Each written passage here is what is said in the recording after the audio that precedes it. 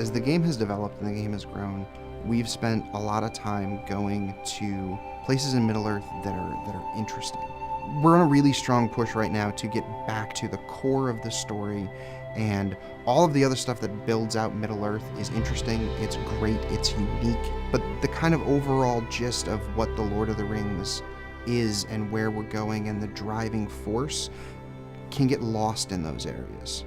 We make sure that we know what Tolkien has established for whatever it is we're trying to develop. And once we have that as the foundation, we work closely with concept artists. Lucas is working on the Argonath right now. A major influence in the design of the Argonath was definitely making them intimidating and monumental in a way that I don't think many other locations in our game actually do to the same extent.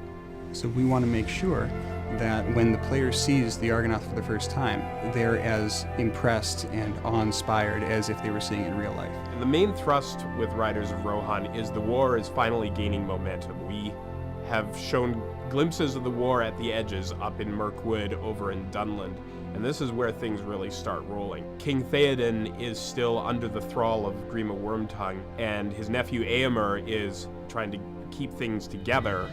In the meantime, the Fellowship has come down the river and fallen to pieces. I think one thing about Boromir that gets discarded on, particularly this part of the story, is he's still actually a good guy.